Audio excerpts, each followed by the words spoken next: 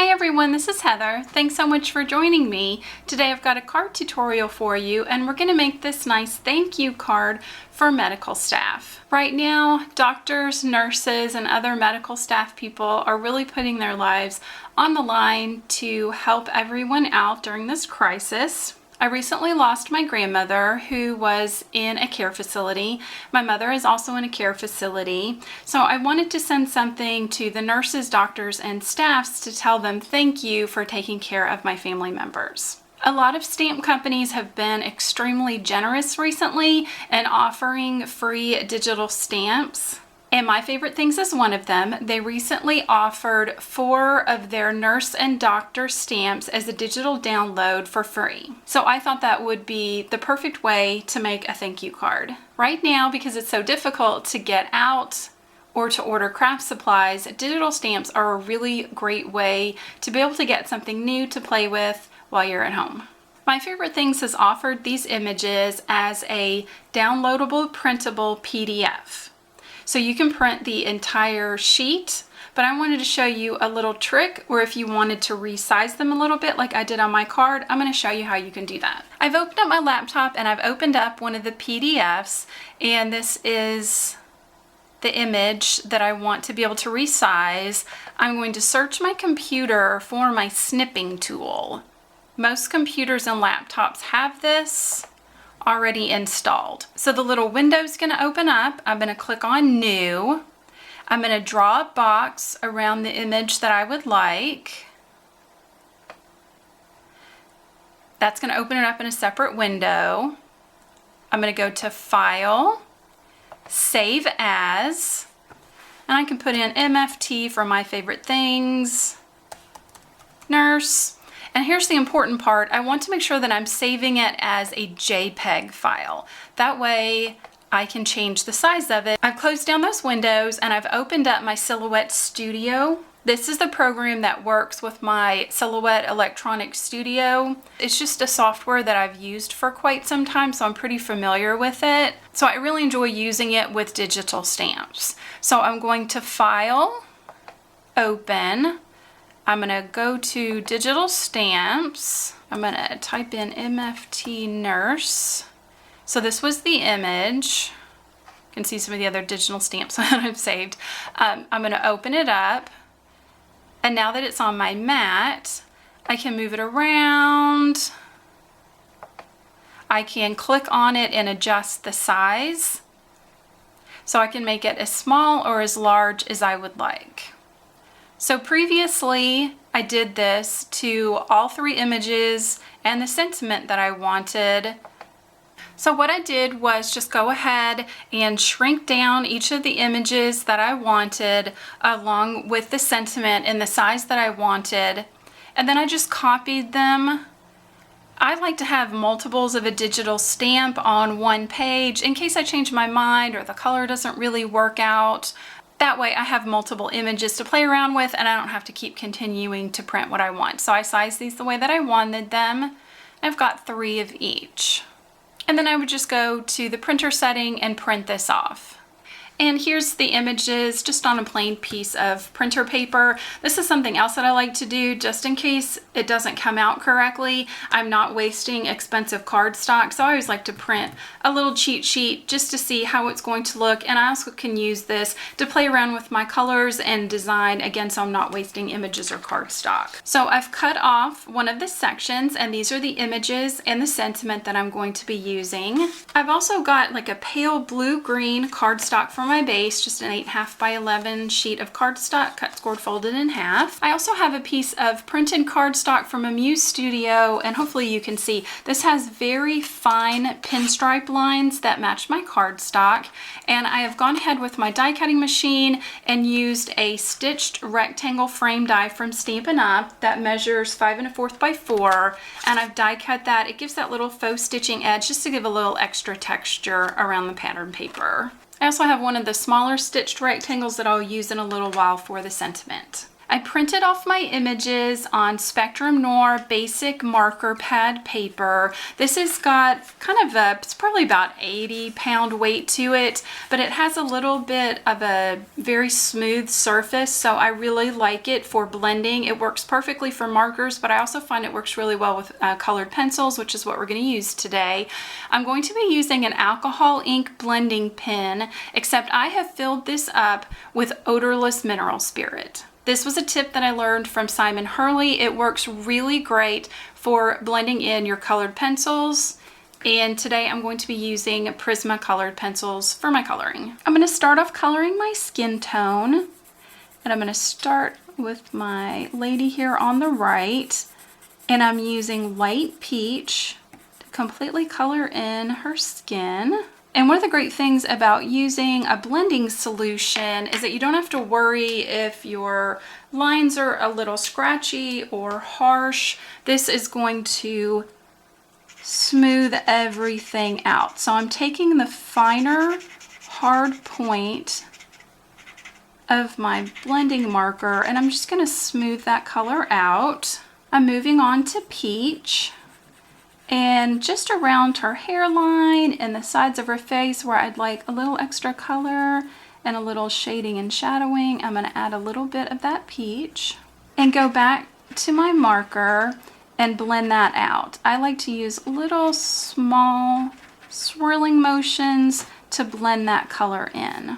And I wanted to give her some cheeks, so I'm going in with blush pink. Give her a little bit of color there. And again, just kind of blend that out. I wanted each of my images to have different skin tones, so I've left her kind of a pale. I'm going to do the exact same thing with this girl with a light peach. Fill in her skin. I'm going to blend it out. Using the peach, I'm going to do the same that I did on the other, but I'm going to be a little bit more heavy-handed and add a little bit more of this peach to give her a little bit of a different skin tone. And back to my marker to blend these out.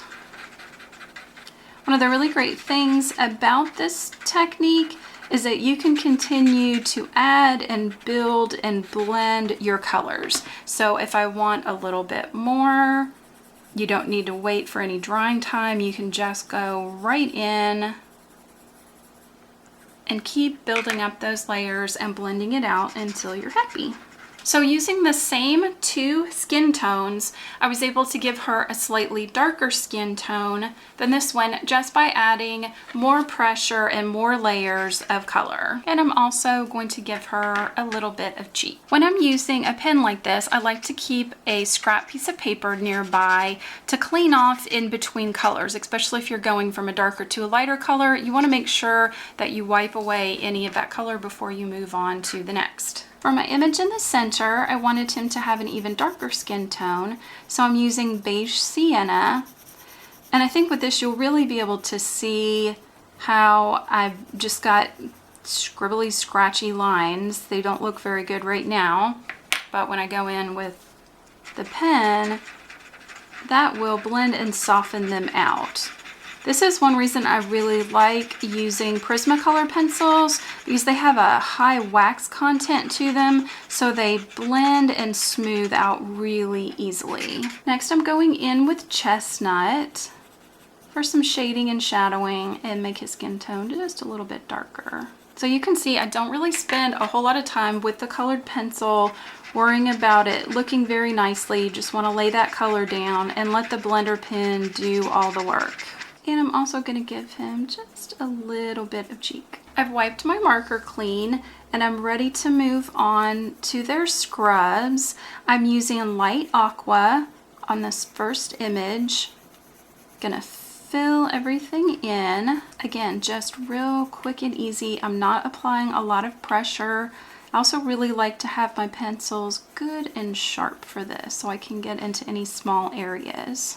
Back to my blender pen to blend all this out. Now that I have everything colored in and blended out, I'm going to use the exact same color for shading and shadowing. You don't have to use two different shades. Just use a heavier hand apply a little bit more pressure and build up a little bit more color in the areas where you would like it to be darker. And then back to the blending pen and just blend that out. As you can see, I'm just making small little circular motions, just pulling that in a little bit towards that lighter tone. I finished coloring in her scrubs. I've cleaned off my marker. I'm going to do the exact same thing with this guy, but with spring green. Completely fill it in lightly, blend it out, and then add darker color and blend that back out as well. I finished coloring in her scrubs. I'm going to use cerulean blue for the shirt under the lab coat here. I didn't want to leave the lab coat completely white, so I'm using light putty beige and just kind of going around the edges of the coat a little bit. And with a clean blender brush, I'm going to blend that out. For her pants, I'm using cool gray. Give that a little bit of shadow. With the same cool gray, I'm going to color in all of the stethoscopes and the edges of everyone's clipboards. I didn't bother blending those out because they were just such small areas. I'm using chestnut for everyone's shoes, and I'm going to blend those out. I didn't really bother with any shading or shadowing, again, just because it's such a small space. Again, I've cleaned off my marker pen and I'm ready to move on to hair. So I'm going to start off with chestnut. And I really want these pencil strokes to follow the lines of the stamp. So I'm just following along with a really light pressure. And in this case, I kind of want the streaks to show a little bit. I'm going to lay down this lightest color. And again, I want the blender pen to follow along in the same direction that I colored in. And I don't really want to blend everything out too much. That streaks kind of helps give a little bit more look of realistic hair. Then I'm going to go in and add some darker sections and then really lightly blend that out. Again, I want lots of lighter and darker highlights and lowlights. So I'm not going to blend that out too much. I'm using dark brown, the same color that I used on the shoes for this guy's hair.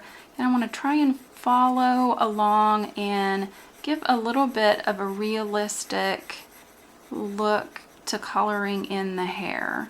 I'm going to lightly blend that out, again following those pencil lines. And again go in and add some more streaks with the pencil. And I like the way that looks. I'm probably not going to blend that out anymore. And for this last lady, I'm using goldenrod, doing a very light coat, blending it out, and going in and adding some darker areas and lightly blending that out. And here's my finished colored images. I'm going to take my small rectangular die, lay it over the sentiment, take a piece of washi tape and tape that in place and run that through my die cutting machine. And then I'm going to take my scissors and just cut out each of my images, leaving just a little bit of a white border. Here are my images cut out, and I did want to say, if like me you do have a Silhouette or another electronic die cutting machine, you could definitely use the print and cut feature on that. I actually don't mind cutting out my stamps by hand, so it's just a little bit easier for me, honestly, but you could use that feature if you wanted to. I'm going to go ahead and adhere my pattern paper to the front of my card. I'm going to adhere my sentiment on the center bottom of my card and place this image over top, also with regular adhesive. Then I've got foam tape on the back of these two. I kind of have their feet over the edge of the sentiment just a little bit and adhere those down. And here is our finished card. I think this is a really sweet way to say thank you to all the medical personnel that are helping everyone out during this really difficult time. It's very generous for My Favorite Things to offer these images to download for free. They are only available for free until the end of this month, so the end of April 2020, so be sure to go ahead and get these while you can for free. I will have a link in the description box down below. If you like this video, please give it a thumbs up. Be sure to check out my channel and subscribe, and I hope you all stay safe and healthy. Bye.